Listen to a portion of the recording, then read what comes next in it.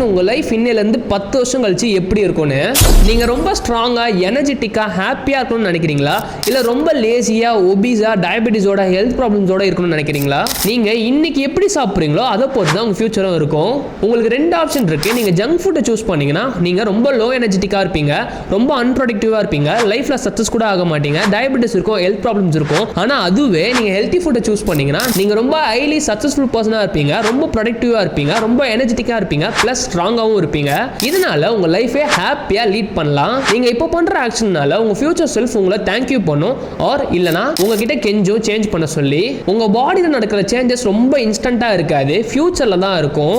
இப்போதைக்கு உங்களுக்கு பார்க்க எல்லாமே நல்லா தான் இருக்கும்.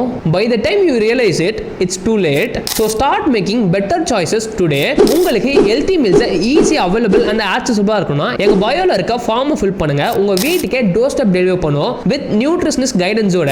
அண்ட் உங்க ஃப்ரெண்ட்ஸ் யாராச்சும் நிறைய ஜங்க் ஃபுட் சாப்பிட்டு இருந்தாங்கன்னா அவங்களுக்கு இந்த வீடியோவை ஷேர் பண்ணுங்க.